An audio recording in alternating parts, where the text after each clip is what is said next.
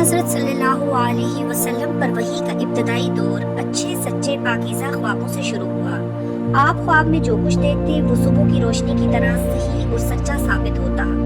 پھر من جانب قدرت آپ تنہائی پسند ہو گئے اور آپ صلی اللہ علیہ وسلم نے غار حرا میں خلوت نشینی اختیار فرمائی اور کہیں کہیں دن اور رات وہاں مسلسل عبادت اور یاد الہی اور ذکر و فکر میں مشغول رہتے۔ جب تک گھر آنے کو دل نہ چاہتا تو شاہ ہمراہ لیے وہاں ہوئے وہیں رہتے۔ توشہ ختم ہونے پر ہی اہلیہ محترمہ حضرت خدیجہ رضی اللہ تعالیٰ عنہ کے پاس تشریف لاتے اور کچھ توشہ ہمراہ لے کر پھر وہاں جا کر خلوت گزین ہو جاتے۔ یہی طریقہ جاری رہا یہاں تک کہ آپ پر حق منکشف ہو گیا اور آپ غار حرا ہی میں قیام پذیر تھے کہ اچانک حضرت جبریل علیہ السلام آپ کے پاس حاضر ہوئے اور کہنے لگے کہ اے محمد پڑھو۔ آپ فرماتے ہیں کہ میں نے کہا میں پڑھنا نہیں جانتا۔ آپ صلی اللہ علیہ وسلم فرماتے ہیں کہ فرشتے نے مجھے پکڑ کر اتنے زور سے بھیجا کہ میری طاقت جواب دے گئی، پھر مجھے چھوڑ کر کہا کہ پڑھو۔ میں نے پھر وہی جواب دیا کہ میں پڑھا ہوا نہیں ہوں۔ اس فرشتے نے مجھ کو نہایت ہی زور سے بھیجا کہ مجھ کو سخت تکلیف محسوس ہوئی، پھر اس نے کہا کہ پڑھ۔ میں نے کہا کہ میں پڑھا ہوا نہیں ہوں۔ فرشتے نے تیسری بار مجھ کو پکڑا اور تیسری مرتبہ پھر مجھ کو بھیجا، پھر مجھے چھوڑ دیا اور کہنے لگا کہ پڑھو اپنے رب کے نام کی مدد سے جس نے پیدا کیا اور انسان کو خون کی پھٹکی سے بنایا، پڑھو اور آپ کا رب بہت ہی مہربانیاں کرنے والا ہے۔ بس یہی آیتیں آپ حضرت جبرائیل علیہ السلام سے سن کر اس حال میں غار حرا سے واپس ہوئے کہ آپ کا دل اس انوکھے واقعے سے کام رہا تھا۔ آپ حضرت خدیجہ رضی اللہ تعالیٰ عنہ کے ہاں تشریف لائے اور فرمایا کہ مجھے کمبل اڑا دو، مجھے کمبل اڑا دو۔ انہوں نے کمبل اڑا دیا۔ جب آپ کا ڈر جاتا رہا تو آپ نے اپنی زوجہ محترمہ حضرت خدیجہ رضی اللہ تعالیٰ عنہ کو تفصیل کے ساتھ یہ واقعہ سنایا اور فرمانے لگے کہ مجھ کو اب اپنی جان کا خوف ہو گیا ہے۔ آپ کی اہلیہ حضرت خدیجہ رضی اللہ تعالیٰ عنہ نے آپ کی دھاڑس بندھائی اور کہا کہ آپ کا خیال صحیح نہیں ہے، خدا کی قسم آپ کو اللہ کبھی رسوا نہیں کرے گا۔ آپ تو اخلاق فاضلہ کے مالک ہیں، آپ تو کنبہ پرور ہیں، بے قصوں کا بوجھ اپنے سر پر رکھ لیتے ہیں، مفلسوں کے لیے آپ کماتے ہیں، مہمان نوازی میں آپ بے مثال ہیں اور مشکل وقت میں آپ امر حق کا ساتھ دیتے ہیں۔ ایسے اوصاف حسنہ والا انسان یوں بے وقت ذلت و خواری کی موت نہیں پا سکتا۔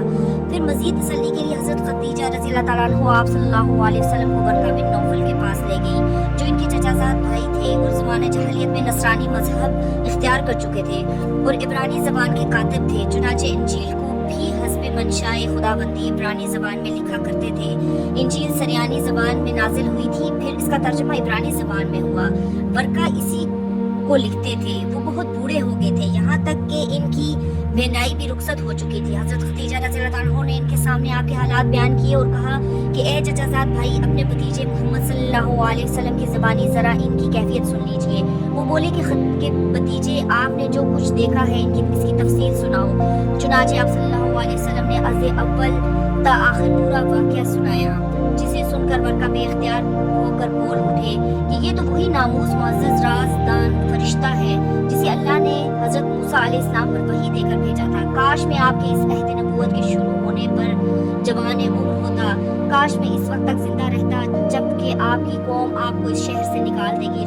رسول کریم صلی اللہ علیہ وسلم نے یہ سن کر تعجب سے پوچھا کہ کیا وہ لوگ مجھ کو نکال دیں گے، حالانکہ میں تو ان میں صادق و امین مقبول ہوں۔ ورقہ بولا ہاں یہ سب کچھ سچ ہے، مگر جو شخص بھی آپ کی طرح امر حق لے کر آیا لوگ اس کے دشمن ہی ہو گئے ہیں۔ اگر مجھے آپ کی نبوت کا وہ زمانہ مل جائے تو میں آپ کی پوری مدد کروں گا۔ مگر ورقہ کچھ دن کے بعد انتقال کر گئے، پھر کچھ عرصہ تک وحی کی آمد موقوف رہی۔ صلی اللہ علیہ وسلم نے وحی کے رک جانے کے زمانے کے حالات بیان فرماتے ہوئے کہا کہ ایک روز میں چلا جا رہا تھا کہ اچانک میں نے آسمان کی طرف ایک آواز سنی اور میں نے اپنا سر آسمان کی طرف اٹھایا۔ کیا دیکھتا ہوں کہ وہی فرشتہ جو میرے پاس غار حرا میں آیا تھا وہ آسمان و زمین کے بیچ میں ایک کرسی پر بیٹھا ہوا ہے۔ میں اس سے ڈر گیا اور گھر آنے پر میں نے پھر کمبل اوڑھنے کی خواہش ظاہر کی۔ اس وقت اللہ پاک کی طرف سے یہ آیت نازل ہوئی، اے لحاف اوڑھ کر لیٹنے والے، اٹھ کھڑا ہو اور لوگوں کو عذاب الہی سے ڈرا اور اپنے رب کی بڑائی بیان کر اور اپنے کپڑوں کو پاک صاف رکھ اور گندگی سے دور رہ۔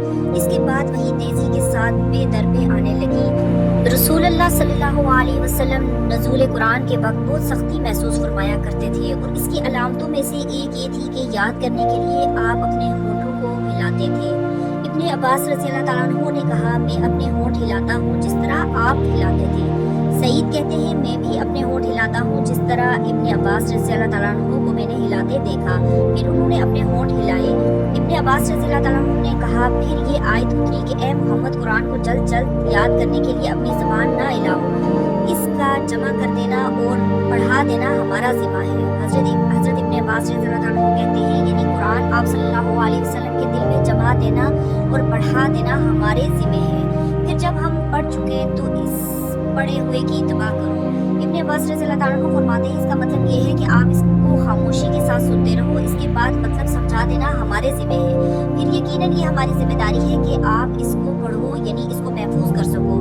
چنانچہ اس کے بعد جب آپ کے پاس حضرت جبریل علیہ السلام وحی لے کر آتے تو آپ توجہ سے سنتے، جب وہ چلے جاتے تو رسول اللہ صلی اللہ علیہ وسلم اس وحی کو اسی طرح پڑھتے جس طرح حضرت جبریل علیہ السلام نے اسے پڑھا تھا۔ رسول اللہ صلی اللہ علیہ وسلم سب لوگوں سے زیادہ جواد سخی تھے اور رمضان میں دوسرے اوقات کے مقابلے میں جب جبریل آپ صلی اللہ علیہ وسلم سے ملتے بہت ہی زیادہ جود و کرم فرماتے ہیں۔ جبریل علیہ السلام رمضان کی ہر رات میں آپ صلی اللہ علیہ وسلم سے ملاقات کرتے اور آپ صلی اللہ علیہ وسلم کے ساتھ قرآن کا دورہ کرتے۔ غرض حضرت صلی اللہ علیہ وسلم لوگوں کو بھلائی پہنچانے میں بارش لانے والی ہوا سے بھی زیادہ جود و کرم فرمایا کرتے تھے۔